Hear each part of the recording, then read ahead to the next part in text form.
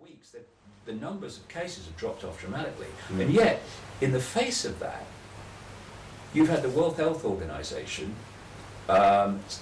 issue that this highest level of pandemic response, say that everyone has to be vaccinated worldwide. They've insisted, as part of this process of rushing it, that the vaccine has to include live virus and things like squalene and mercury in some of these vaccines, most of these vaccines, which are devastating for human health, not least the immune system. And clearly, when you see it unfolding, all this process of mass vaccination has been planned in the pipeline long before the swine flu arrived in public consciousness in April 2009. So when you put all that together, it is clearly a blatant manipulation to get access to everyone's body with this vaccine. But they tried it before, huh? With this avian flu business and the SARS, but that was not well enough, or? Yeah, well, what they do, because these people are sick, but they're not stupid. Well, they are stupid if you go to a deeper level. They're stupid because they're doing what they're doing. Yeah, right. But they're clever, and they don't do things, you know, half cock, as we say in England. They have many trial runs, because what they're looking with the SARS thing and the bird flu thing is they're scanning the reaction. Exactly.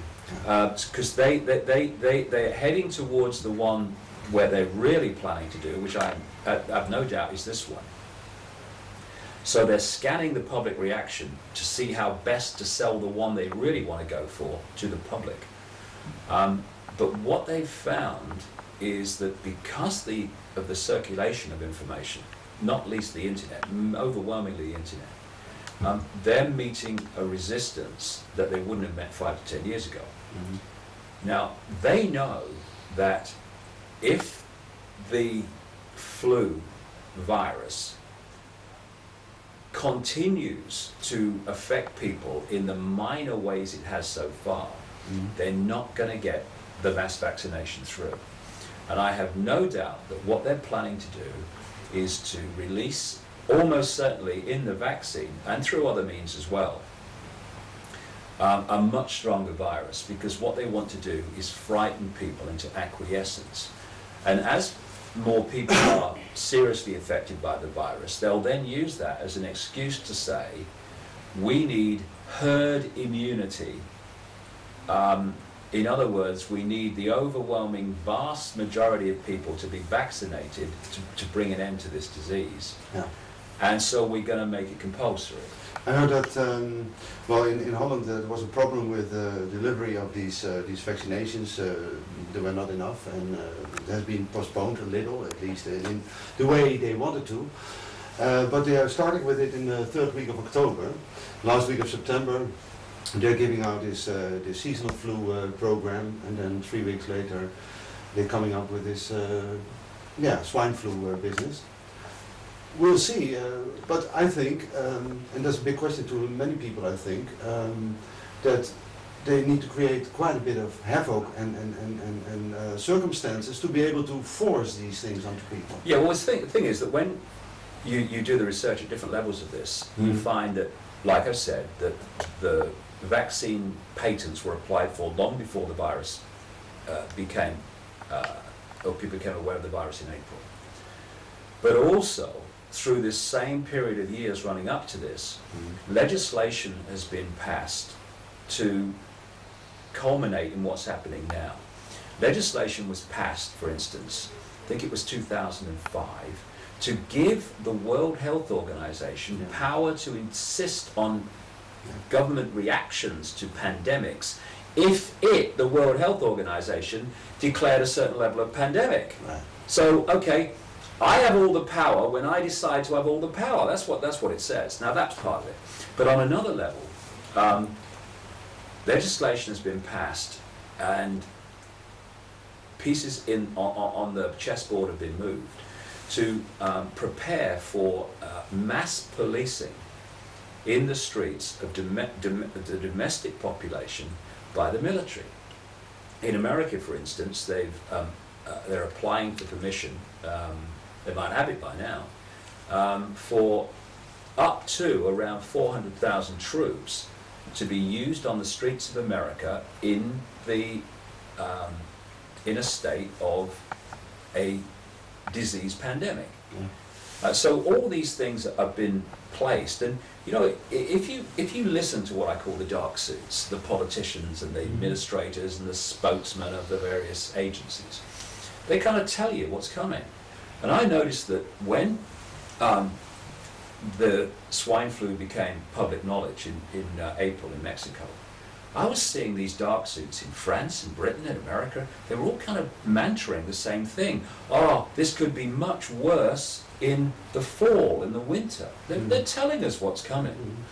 Then you've got, at a time in Britain where the people are being affected in very mild ways by this virus, even if it is often that virus, like I say.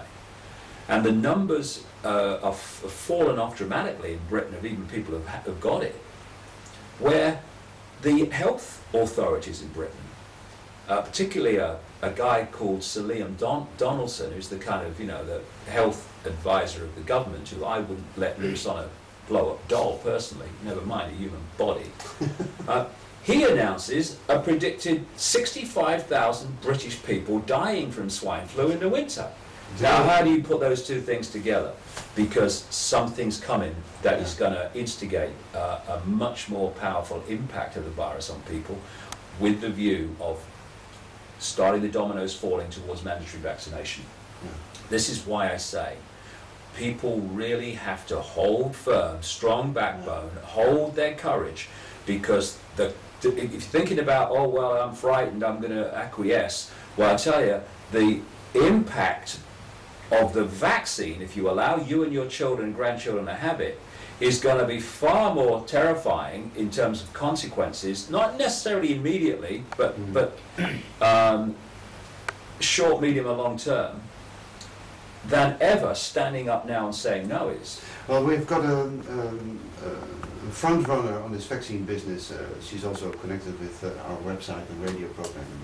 Desiree Reuver, she's a medical journalist, a research journalist, and she also says that they will have a sort of a slow release thing in the vaccine, so that not everybody at the same time will show the same symptoms. She's absolutely right. She's absolutely right. I mean, I said, you know, weeks and weeks ago, there's no way that you're going to have the vaccine and keel over. Now, some do, and some will, because that happens with all vaccines. It might happen to more people this time. But vast numbers of people are not going to walk out of the room and collapse. Why? Because no one else waiting outside is going to have it, are they? You know, it's going to be like what happened in 1976 in America, when they had this swine flu scam, because they said one soldier died of it, who in the end didn't die of it. It was something else. And anyway,